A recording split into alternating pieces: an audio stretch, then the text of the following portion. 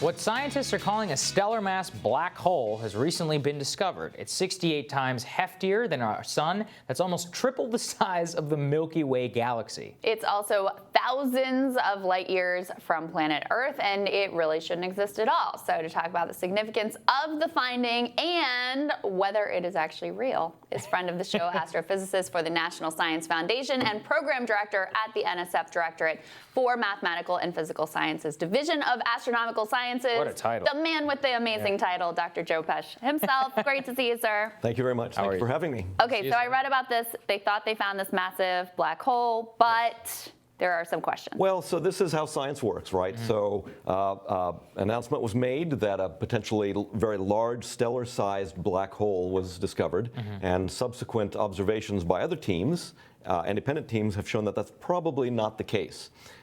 But that's the way things go. And so let's talk about this, though, because there are large stellar-sized black holes, and we don't know where they come from, and that's the interesting mystery of this. So the report that you mentioned claims to have detected a 68, 70 solar mass stellar-sized black hole.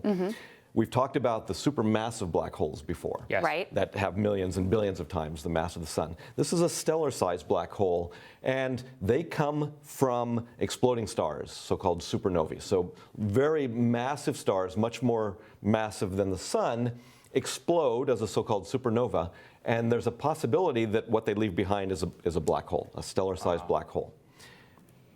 Theory up to now seems to indicate that you can only get a black hole of 20 or 25 times the mass of the sun.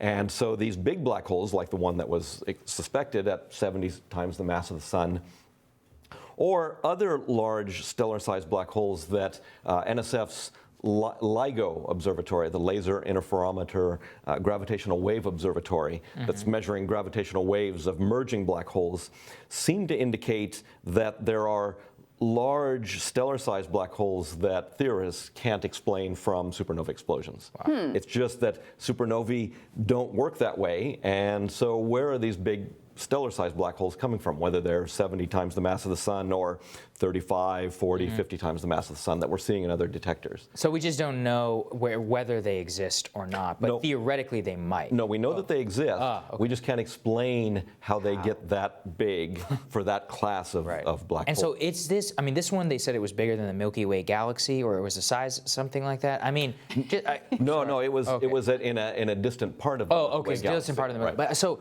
I mean, how big is that? Is it bigger than the solar system? I mean, you say 70 times bigger than the sun. How big is that? 70 times bigger than the mass of the sun. The mass of the sun. And so I thank you for this question because on a previous appearance, I made a mistake. And so we'll correct that mistake. Let's do it.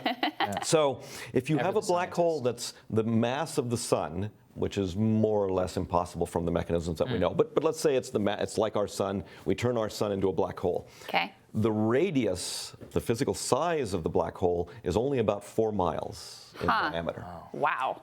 70. There's so much mass packed into The mass is in an infinitesimally small region called the singularity. That's what makes the black hole.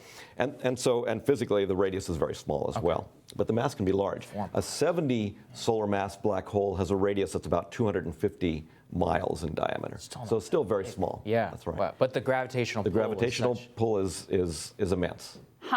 So are there theories for how these are created? Yes, so the stellar black holes, we believe, come from supernova explosion. It's just that how do you get these bigger-ish ones at 30 to 50 to 60 times the mass of the sun?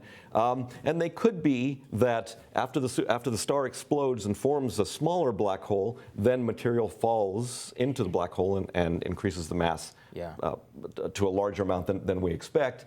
Or very early generations of stars are different than the stars that exist today. That's interesting. And those stars can become much larger than stars today and subsequently form larger black holes. So is it possible we would see those types of black holes like billions and billions of light years away? Potentially, yes. Okay. Or today, right? So they've lived that long. Also, over that long time span, you can have two smaller black holes that have 20 times the mass of the sun each that have formed in normal ways, and then they've collided, just like we see in NSF's LIGO observatory. Do we know why the old stars are different than the new stars? Yes, primarily because early in the universe there is a lack of heavy elements, and for astronomers, heavy elements mean anything heavier than helium. Okay. And because those elements are created inside stars, and so a first-generation star only has hydrogen and helium, and the physics allows that type of star that's only made up of hydrogen and helium to be bigger to begin with and to have a different property when they explode. That's interesting. And so, I mean, crazy to think about. we're so mystified by black holes. I guess it's like, why should we care? And I think why should we care is the galaxy revolves around one, and that's what galaxies revolve around. Yes. But just, I mean, like, how much of a central role does this play very much in the organization of stars and life itself? When we're looking at stellar-sized black holes, understanding them allows us to understand stellar physics in a better way, and so therefore we can understand our sun in a better way. We can look to see if there are problems with flares and ejections of material that have effect on life on Earth, right? So-called coronal mass ejections, where material is spewed out of the surface. And so understanding what's happening in the interior helps us understand that. But then also, how do stars form and change over time helps us understand our findings of planets outside of the solar system and how they formed, and fundamental physics. Yeah. And fusion, right? So we understand fusion today because we think we understand what's happening in the interior of stars. So the stellar theoretical work that goes on to understanding the interior of stars and the explosion of stars helps us understand fusion for energy generation. Well, thank you, Doctor. Always Thank you, great to Dr. talk to you. Joe. Great to see you. Thank you. Thank you for having me. An explosive Washington Examiner report, it claims Hunter Biden was charged with a drug crime just as his father waged the war on drugs from the Senate. We're also going to talk about a new South Carolina poll that has candidate Biden slipping. Our panel is next. Stay tuned for more Rising.